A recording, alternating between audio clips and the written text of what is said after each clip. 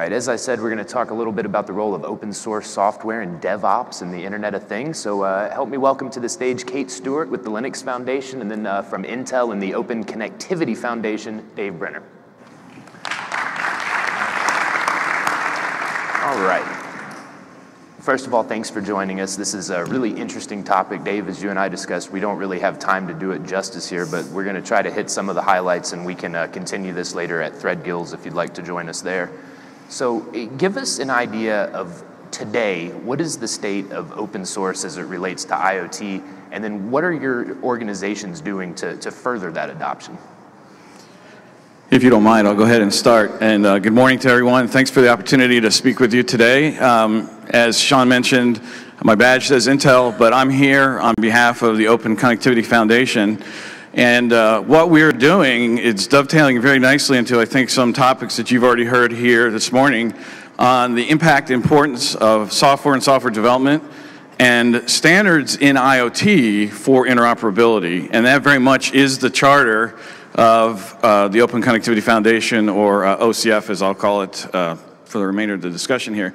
So I actually have been involved with OCF with Intel and other companies represented here today that span the semiconductor space all the way up to carriers, and all of whom recognize this issue and need for interoperability and the ability to deploy a standard for IoT that's based on standards and open source software. So what we're actually doing is partnering with the Linux Foundation, and we have developed a full specification for IoT device-to-device capabilities. And in order to bootstrap that into the marketplace, we also sponsor an open source project with the Linux Foundation called IoTivity. And then on top of that, to really ensure as not only folks delivering in smart home or personal health or automotive, but also in enterprise, can start to specify and require from their vendor community devices and software that are built on these specifications and on such open source. We also have in place a certification program. So now you'll be able to look for such IoT capabilities to deploy that are based on OCF and are certified by OCF. Hi, thanks for having me. My name is Kate Stewart. I'm a Senior Director with the Linux Foundation working on a portfolio of strategic projects, one of which is Zephyr, which is very much related to securing the devices and getting the lowest levels of the sensors and actuators and so forth, have ways of being able to apply what we've learned in Linux and various other open source projects into that space. So I'm also involved with real-time Linux and as well as supply chain issues, actually. So seeing how it's also working its way through the ecosystem. The Linux Foundation has over 50 collaborative projects associated with it. And there's over 900 members that are participating in the Linux Foundation and the projects. So we span a fairly wide range of members and competitors who are collaborating together to try to come up with solutions in an open fashion that will help the ecosystem. And so that's mostly what the Linux Foundation is around, is helping establish these open source projects and giving people a neutral space to collaborate and come together on code and standards so that the ecosystem can get enabled. Yeah, Kate, you mentioned Zephyr project, which, as I understand it, is a real-time operating system, right? Can you take us through a little bit of the development and then tell us about how that's going to be used? Sure. Zephyr project is a small RTOS. So Linux is, obviously very popular all the way through the ecosystem. However, there's a certain point in time where you can't get it small enough. So we've worked with picking up the Zephyr technology and building up an ecosystem of partners to enable it across a wider range of silicon. So trying to use some of the lessons we learned with Linux to actually enable Zephyr to be effective. Think about 8K space, so it's for the sensors and the MCU market. We started the project a year ago. We had 3 architectures in it. Now we have 6 architectures in it. We had started with, I think, like 6 boards, and now there's like 20 or 30 boards that have all been enabled. And so it's starting to ramp up quite nicely. ARM partners are there, as well as Intel, as well as Synopsys with the ARC architecture. And we're basically building it out as a neutral spot for people to collaborate on the sensor software and that far edge of the gateway. And Dave, I know Intel is also involved in that. If you can maybe Intel share that is involved with Zephyr, but equally important is the OCF community. We recently launched what we call a constrained release of IoTivity, which is really designed for lightweight sensor devices that can run in conjunction with Zephyr. And this allows us to basically scale your IoT ecosystem from those very lightweight edge devices to gateways, to fog devices, and into the cloud as well. So, from Linux all the way down to Zephyr, with open source, we have an entire portfolio. Right. One of the things that Zephyr is doing is we're taking security very seriously right from the start. And we've got a lot of good starting points, but we actually have a security committee basically focusing on making sure we bring the best practices in so that we can go after certifications from an open source project without a tremendous overhead. And so that's going to be critical for the safety and the security spaces that we go after these certifications. And having open source being able to do that, I don't think, is something that is going to be useful, I think, to the industry as a whole, because these things are there, important.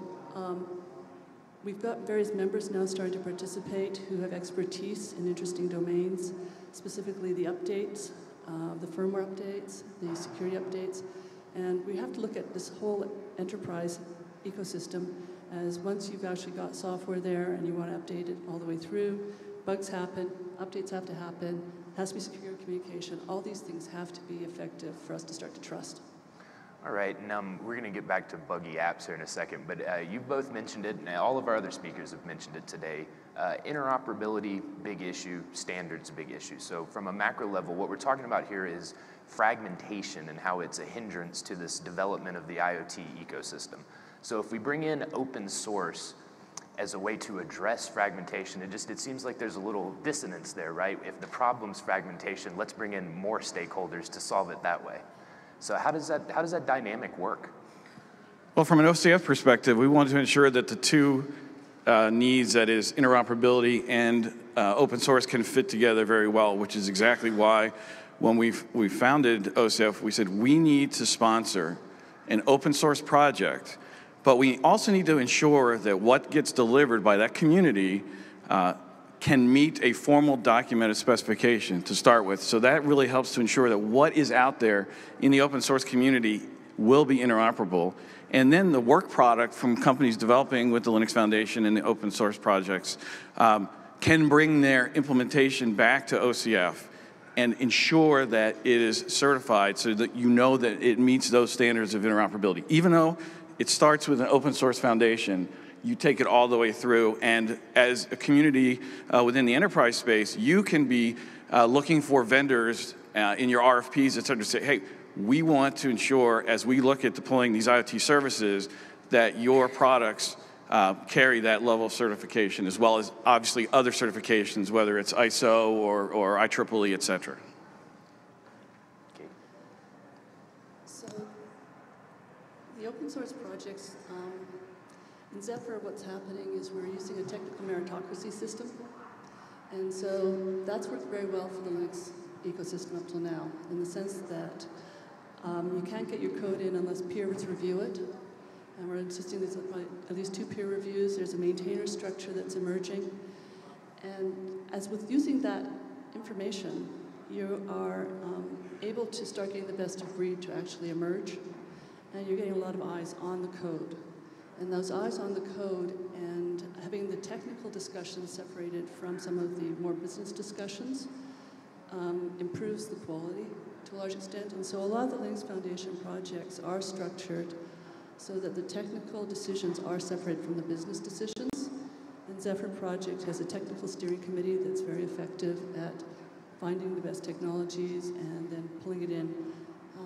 You don't need to be a member of the Zephyr project to contribute to it. It is open to anyone, and we've been getting a lot of contributions now showing up from the wild, so to speak, in terms of people starting to see it, say, oh, if I just add this little more, and can we add this little more in?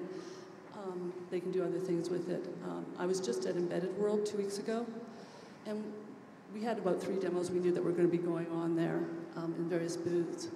But when I started walking around the floor, we found about 2 or 3 others, actually, including some other large names. Suddenly had Zephyr demos that we didn't know anything about. And that's the magic of open source, is people sort of see what they need, see a little bit more that they can do, and then they can get that much closer. Right, and you mentioned buggy apps. I looked over the break. I have 127 apps on my phone. Right now, 8 of them need to be updated, and that is not an unusual occurrence. It's okay for me, but what about for an enterprise buyer? Is that acceptable? Is there sort of a tolerance ceiling for this continuous improvement? So I think it depends on what the apps are doing and how far down they're reaching in terms of updatability and so forth. When we're talking IoT right now, if the bug happens on some of the software on a sensor or an actuator, and you need to update it, that's a tremendously higher cost than if it just has to be on your own phone and someone's pushing changes to you. One of the things we are actually trying to do with the Zephyr project is to share the cost of security updates. We've got a group that's focusing on cybersecurity updates and making sure we can, same way Linux distros and so forth, do security updates for you, or Android app, or Apple, they'll do the updates. We want to make sure that we have mechanisms to respond to security concerns and be able to say for this code base, these updates are needed. And by collaborating and sharing the cost there, that makes it much more feasible, and that's what we found also worked in Linux. I mean, you have the trade-off, obviously, between the cost and dynamics. We heard earlier today about competitors moving, and maybe you're not moving because you're over-analyzing it. Between the open source itself and today's methodologies of Agile and Scrum, the build and reiterate process has become very prevalent, and I think the mobile environment has particularly made that such. So it's not uncommon at all for, at least on the consumer level, to people to be used to getting a new build of an application. But if we start to look at some of these use cases, by the way, many of which could actually run over your smart home network and be enterprise class. I work with Continua and the Personal Healthcare Alliance, and they're working on deploying managed health services, some of which could be BYO IoT. I go and buy an off-the-shelf personal health monitor or temperature sensor or glucose meter or something like that. But that gets tied into a managed service. Well, if you've got an application that's tying into personal health monitoring and maintenance, there's obviously big concerns if you're constantly fixing or building and reiterating. So there has to be, depending on the application and depending on the device, there has to be a reasonable medium between expediency and quality and security. I was just sort of thinking, like, there is to your point exactly. If you've got a glucose monitor and you're managing your blood sugar level from your device, you're going to care a lot more about the quality, reliability, and effectiveness of it, and the safety, literally, than if it is something that where did I walk on my trip, around town? Although if you're out in the bush, you really might care about where you're walking. So it's all about what apps you're using and how much do you depend on them. Okay. And then, actually, I'd like to add. Part of the challenge also today is that I know for myself, I have a lot of stuff in my house. I have about 8 different IoT hubs, depending on the application or the vendor, and then I have a phone full of apps for each of those different devices. So now you have also the issue there, because these devices today are not interoperable, that you have the scale of all these different applications that you need to manage. So with interoperability, you have the opportunity to drive more centralized and common apps for multiple devices, and that also gives you another point of control and quality. And then I wanted to ask you, because I think we have an opportunity, if Dave, maybe you'll put your Intel hat on for a moment, and then Kate, you can give us sort of the external perspective. But open source software, even open source hardware, if me and all of my competitors are sharing this common pool of technological information, what is the secret to drawing from that pool and then bringing a differentiated competitive product to market? What's the secret when everybody has access to the same technology? So the secret is to be making sure that your piece that you care about is in that code base, so that as that code base moves at a very rapid pace, you are not playing catch up all the time. The temptation for a lot of people when they start first working with open source is, oh, I'm just going to keep my little driver off to the side, and then I'll just put this release of Linux out with it. Well, the trouble is with that is you start building up this tremendous technical debt. Now, Zephyr is going to be a much smaller project. On the other hand, we've got all sorts of new connectivity protocols going in, Bluetooth 5 and so forth, are all, and the mesh stuff is all starting to emerge into it because people have motivations. And so if you've contributed your stuff and you've got this little feature, everyone's keeping it up to date as part of their testing, and you're not having to play catch up all the time. But as soon as some of these other technologies you want are there, your eyes are pre-enabled for the pieces you want. And it's just taking advantage of how the ecosystem works. And speaking from Intel, certainly, and I think the industry at large, it's understood and appreciated that building on standards is a necessity. All right, just with the velocity, you have to start with a common foundation. And if we were to go back to the days when we were building our own servers, for example, and our own OSs versus going to Linux, we would never have the scale that we have today in the cloud. And the nice thing is, with standards like Linux, we still, as an industry, have had plenty of room to differentiate by the applications and services that we as vendors build on top of that. And for Intel, we're a hardware company, essentially. We do software services, and we do a lot in IoT. But we've been supporting standards across the board for years because we realize with standards and the community at large, and work together with Qualcomm and others, that we make I hate to trivialize, but we actually make the pie a lot bigger, and that gives opportunity for everyone to go attack. Dave, you mentioned the build, reiterate process and the velocity that we're seeing in this space right now. So part of that's technology, but part of it is your organizational structure, this DevOps model, and sort of breaking down those departmental walls. And I've heard it referred to as reskilling, restructuring, but you're training people to do things that they're not necessarily comfortable with. So that's a bit of a challenging process. What advice would you give to companies that are trying to do this? Well, I think it starts first with an integrated organization. So the term DevOps itself, having development and operations working closely together from the get-go, from requirements to delivery, and then also the operational feedback to the development team. When I first started in industry, I worked at IBM, and we had a very methodical process in terms of building product, where we had the development team was in one organization, and we actually had a completely separate organization that would do the reliability and quality assurance test. And then we had yet a third organization that was responsible for deployment. And with those vertical walls, things didn't always happen so well. Today, with the ability to be nimble and light and have small teams and move fast with Scrum and Agile, you can include and have your operations team part of the development process and have that reflective, communicative feedback and stay on top of and use the best tools that are out there today, and lots of great tools to track bugs real time, to track requirements real time, and to work at ways to lay those out on the timeline. So, industry has come a long way in the software development, but at the same time, you still need to ensure that there is a stakeholder where the buck stops there. And I'd also say that the challenge is going to be in this space is going to be security. And keeping security up to date in a DevOps environment is a big challenge because teams are focused within their space and their sphere, and there are implications outside. We had the example earlier this morning of someone did a RAND update and all those units went down. That is going to be part of the reality. So understanding the full scope of your dependency chain all the way down to actual deploy and being able to think about that is going to be key to keeping the DevOps effective. And having a secure communication from the top to the bottom, too. All right, and then, I also wanted to touch on if you guys can maybe share the enterprise perspective based on your interactions with these users. If I go to a typical enterprise buyer and say open source, do they appreciate what a boon that is, or do they approach it with a little bit of a guard up because it is not proprietary? I think it depends on the sophistication of the company you're working with.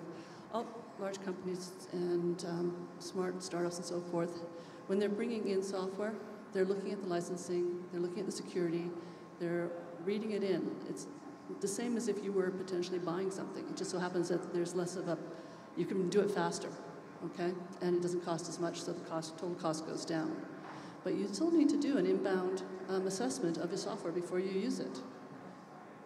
And I think there's also the accountability factor too. Certainly any enterprise dev shop could go out to GitHub and get your favorite open source project and roll it internally. But I know in many cases, enterprise organizations want to assure that when there are issues, that there is not just an organization, but there's actually a company that's standing behind that platform that can be held accountable in the event that things do go awry or that things do need to be fixed. And this is one of the, I think a little bit of a challenge with the open source community. It's open and anyone can participate, but there's not a mandate that somebody has to either, right? So if you're going to have a mission critical application running on open source, you want to ensure that there is a partner, customer, system integrator somewhere in that chain that goes through the process, is vetted, and stands behind it. And basically it tracks all the dependencies and all the software that's actually being deployed. Okay. Well, look, we have a few minutes for questions from the audience. Anybody have anything ready to go? Yes, sir. Simple two-part question. Is there a hashtag for the event? And Kate, I don't have your last name. This is not in the program. Stewart, it's up on the thing. Just answer it. Is there a hashtag for the event? I believe it is hashtag EIoT Summit. And if that is not correct, hopefully someone from RCR will approach you and set it straight. Thanks. Anybody else? Questions for, yes, sir.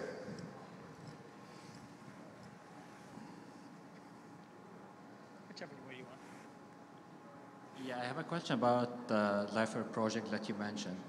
So the description of the project, it's focused on having an open source operating system that is optimized for resource-constrained devices. Correct. So it seems that this is a very good fit for port in your page. Mm-hmm. It mentioned Bluetooth and Wi-Fi, but it doesn't mention anything related to narrowband IoT. When I looked at the connectivity support, that this could be a good enabler for these technologies, and I was expecting more interest from carriers and other ecosystem partners, because obviously the IoT value chain is big, and without having low-cost devices, you cannot roll out service quickly. So why you don't mention support for these technologies, and why we're not seeing interest from different ecosystem partners? Well, the project's very young, okay? It's about a year into it now, from an open perspective. And if there are vendors and people interested in moving these technologies into the separate project, happy to talk to you guys.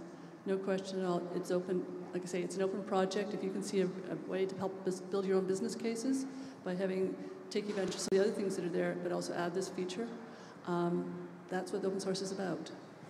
And just to add, from the work we're doing on the OCF front with IoTivity and constrained IoTivity, in the specification, we're actually transport agnostic. We recognize that there are many different wireless and wired technologies that today have an install base that are preferenced by or have operational capabilities that fit perhaps a coin cell sensor model or an always-on model.